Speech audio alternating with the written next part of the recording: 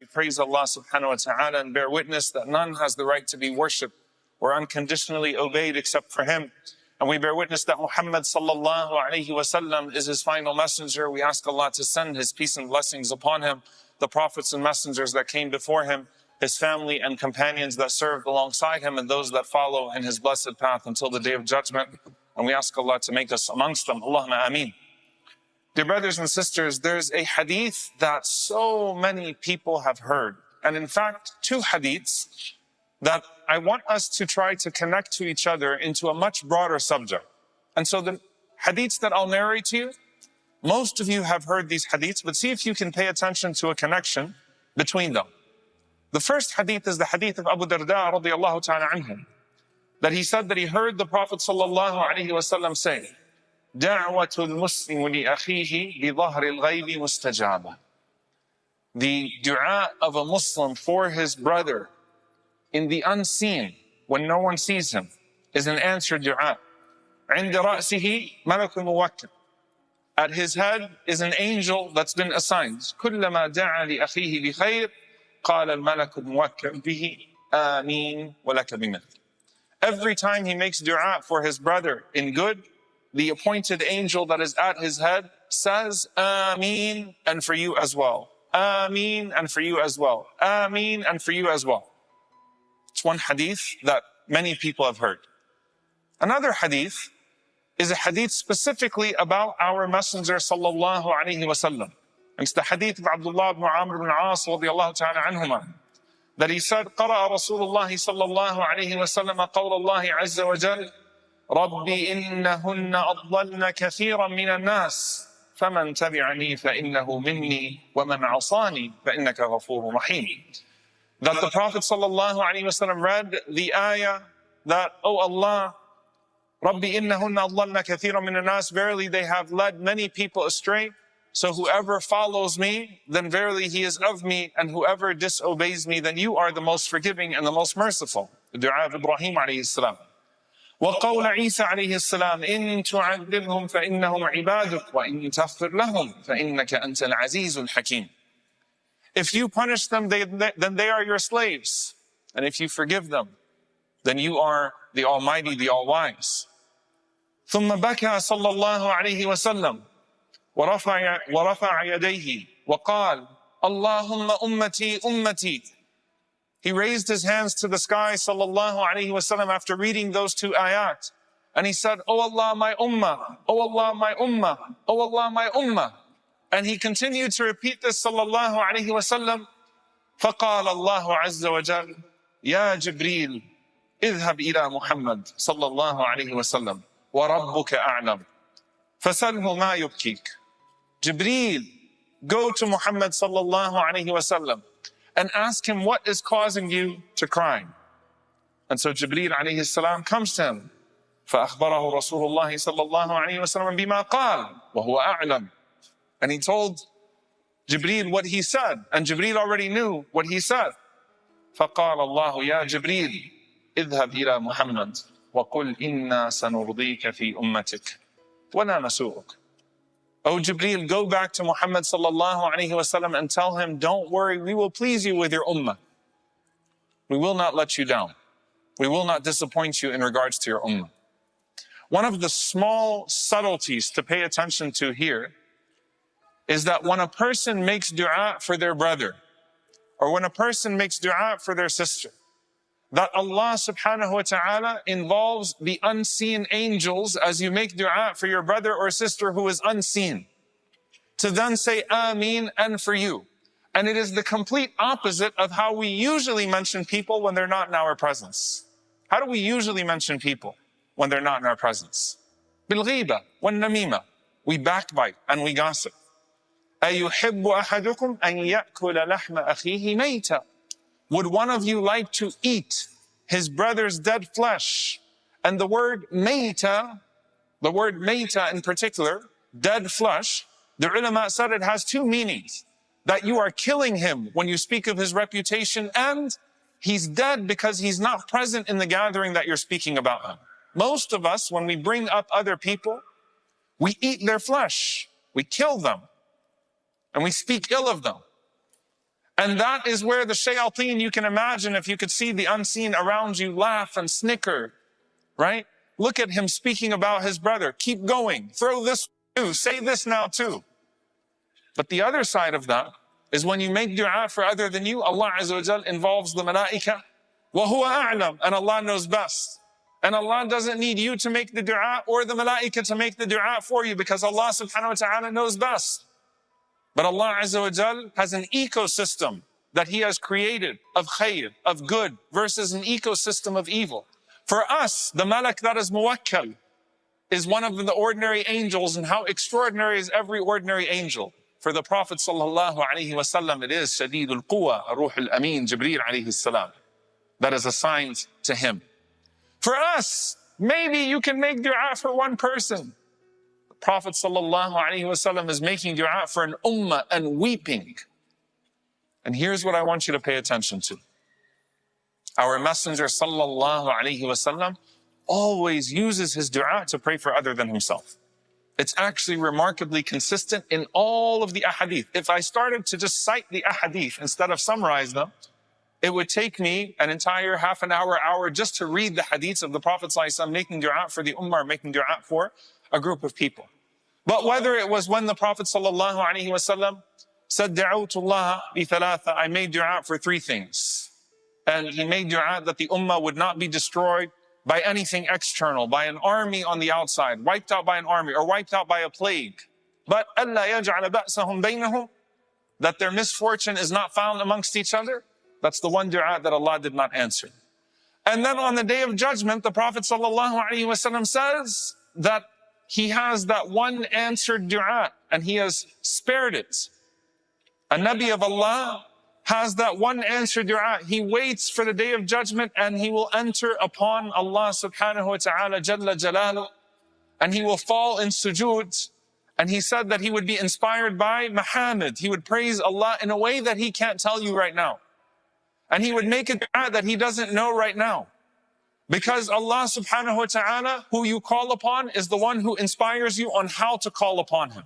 When Adam alayhi salam said, رَبَّنَا ظَلَمْنَا أَنفُسَنَا وَإِن لَمْ تَغْفِرْ لَنَا وَتَرْحَمْنَا لَنَكُونَنَّ مِنَ الْخَاسِرِينَ فَتَلَقَّى آدَمَ مِنْ رَبِّهِ كَلِمَاتٍ. Allah gave him the words to make tawbah.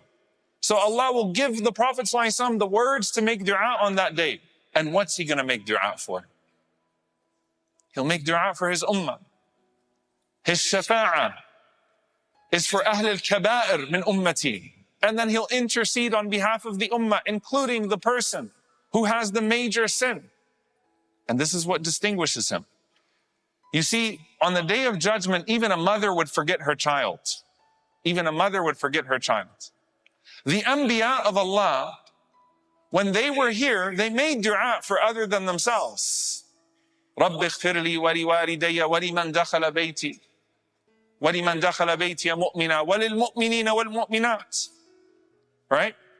Nuh alayhi salam made dua for the believing men and the believing women. Whoever enters in to the house of Iman, Nuh alayhi salam made dua for them. Ibrahim alayhi salam made dua لِوَالِدَيَّ وَلِلْمُؤْمِنِينَ يَوْمَ يَقُومُ الْحِسَابِ. And he made dua for the believers on the Day of Judgment as well, when it actually happens. But when the earth shatters and it's rolled up and everything is in its scrolls, the heavens and the earth, and Allah Azza wa Jal unfolds that scene of the Day of Judgment, every Nabi, when they go to them to start the Day of Judgment, will say, I can't. Except for the Prophet sallallahu alaihi wasallam, Ana laha, I am for it. Stay with me for a bit, because this khutbah is not about the du'as of the Prophet sallallahu alaihi wasallam for you to marvel at him. It's about the spirit of what the Prophet sallallahu alaihi wasallam is teaching us. When everyone else says, Allahumma nafsi, nafsi, the Prophet sallallahu alaihi wasallam was already saying, Allahumma ummati, ummati. Do you see the difference in the terminology? Me, my ummah, my ummah. In this dunya, it's understandable on the Day of Judgment that everyone is saying nafsi, nafsi. Everyone is saying that. The mother would drop her child and say nafsi, nafsi. Me. That capacity only belongs to the Prophet sallallahu alaihi wasallam on that day. But here in this world, how many people are saying nafsi, nafsi, and how many people are saying ummati, ummati? How many people truly, sincerely make dua for other than themselves? And is it that you just have to see the person and then suddenly you'll make dua for them? Suddenly something will spark your interest. I want you to ask yourself and be very honest with yourself. Now that Gaza has calmed down, whatever calm down means, it just means that the Zionists kill at a slower pace. And the images maybe are not as gruesome as they used to be. You don't see as much blood. Maybe it's not on your social media feed the way that it used to be. Have your du'as calmed down as well? Did you already forget them? Did you really need for your brothers and sisters in Sudan, for those horrific videos out of Al-Fashir to come out over the last few weeks, for you to remember that they've been going through this for years? Did it now just start? Because I have to see something so gruesome that it pulls me away. And maybe I'll just throw at my screen, Ya Latif. Ubas. One small dua. How many of us did the Prophet ﷺ see? How many of us did the Prophet ﷺ know individually? But he cried for you. And that's why وَلَسَوْفَ يُعْطِيكَ رَبُّكَ فَتَرْضَى. Allah will give you until you're pleased. As the ulama mentioned, everyone is happy with their salvation. The Prophet ﷺ is not happy with his own salvation. It's got to be more. And then someone might say, but is it just dua? Is it just dua? Dua calibrates the rest of your life. Dua tells you about your priorities. Dua allows you to lean into your empathy, because if in your most intimate moments with your Rabb, you're remembering other than yourself, then that tells you you're a person who's more calibrated to ummati, ummati, and less towards nafsi, nafsi. Ud'u li anfusikum. You should make dua for yourself. Ask Allah for al-afwa wal-afiyah, fi dunya wal-akhirah, to be spared and to have well-being in this life and the next. But how much of your dua expands? And Allah subhanahu wa ta'ala gives you in return for that expansion by the angels making dua for you. Now I come back to Abu Darda radiallahu ta'ala anhu. Abu Darda is a beautiful human being, and it shows you the way that the Sahaba, they internalized what they heard from the Prophet sallallahu alaihi wasallam. Abu Darda radiallahu ta'ala anhu is the one who actually narrated that hadith from the Prophet sallallahu alaihi wasallam. And he says, "Inni la ad'u li sab'ina min ikhwani fi sajdati usammihim bi asma'ihim." I make dua for 70 of my brothers every night in my sujood, and I say their names. What a beautiful personality. 70 of my brothers every night when I go to sleep, when I wake up to pray qiyam, I make dua for my brothers by name. I expand that dua because of what he heard from the Prophet sallallahu alaihi wasallam.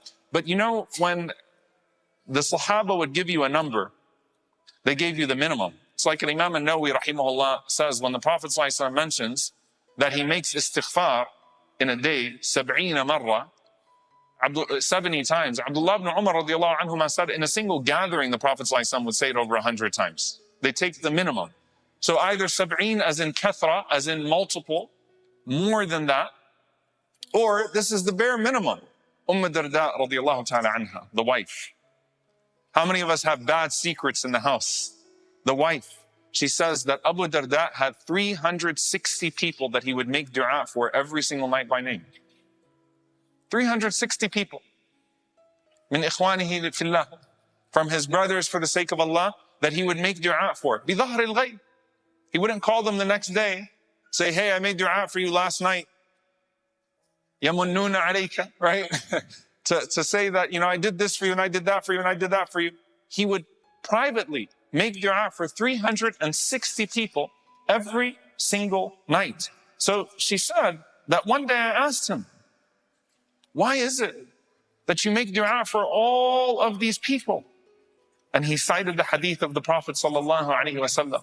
And he said, أَفَلَا أَرْغَبُ أَن تَدْعُ لِيَ الْمَلَائِكَةِ. Shouldn't I want that the angels will make dua for me? And there was a man who narrated the hadith of Abu Darda radiallahu ta'ala anhu. And he said, when I heard Abu Darda share the hadith and then share his own private practice, there was a man who broke my tooth that I hadn't forgiven. But I forgave him because of Abu Darda radiallahu ta'ala anhu. He clearly internalized this hadith. And Darda says, and I would hear him all night long. And the one dua he made for himself, The one dua that he made for himself, you know what it was? Allahumma kama ahsanta khalqi, fahassin khuluqi. Oh Allah, as you have beautified my outside, beautify my inside. Beautify your character. So she said, I said to him, Ya Abu Darda, nothing but that? You couldn't find another dua except for just the dua for your character? What did he mention? If your character is good and you treat people right, then you provoke their du'as for you. Dua al-walid li waladihi, aw al-walida, right?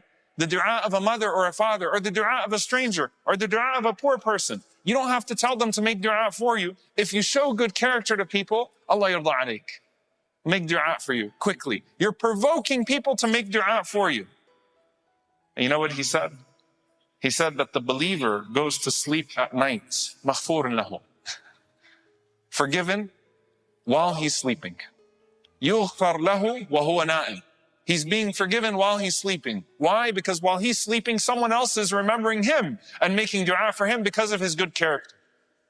Imam Ahmad rahimahullah ta'ala, he used to make dua for people every night. And al-Jawzi rahimahullah narrates he had a list of people he made dua for. Every night he made dua for Imam al-Shafi'i rahimahullah. Every single night. Expanding his dua, expanding that circle, because that calibrates a person who is not about themselves always, nafsi, nafsi. Ummati, ummati. My ummah. Al-mustad'afin. The weak and the oppressed. And the people of khayr who do good. Expand your dua for people. And Allah Azza wa Jal will expand the dua, not just of people for you, but even of the malaika as well. May Allah subhanahu wa ta'ala make us a people whose hearts are expanded for others so that Allah Azza wa Jal can expand the acceptance for us. May Allah make us people of ummati, ummati, and not people of nafsi, nafsi. And may Allah subhanahu wa ta'ala give victory to every single oppressed person in this ummah. And may Allah subhanahu wa ta'ala forgive all of our brothers and sisters all over the world. Allahumma ameen. أقول قولي هذا واستغفر الله لي ولكم ولسائر المسلمين فاستغفروا إنه هو الغفور الرحيم. الحمد لله والصلاة والسلام على رسول الله وعلى آله وصحبه ومن والاه. اللهم اغفر للمؤمنين والمؤمنات. اللهم اغفر للمؤمنين والمؤمنات. اللهم اغفر للمؤمنين والمؤمنات والمسلمين والمسلمات الأحياء منهم والأموات إنك سميع قريب مجيب الدعوات. اللهم اغفر لنا وارحمنا واعف عنا ولا تعذبنا. ربنا ظلمنا أنفسنا وإن لم تغفر لنا وترحمنا لنكونن من الخاسرين. اللهم إنك عفو كريم تحب العفو فاعف عنا. اللهم اغفر لوالدينا رب ارحمهما كما ربونا صغارا. ربنا هب لنا من أزواجنا وذرياتنا قرة أعين وجعلنا للمتقين إماما. اللهم انصر إخواننا المستضعفين في مشارق الأرض ومغاربها.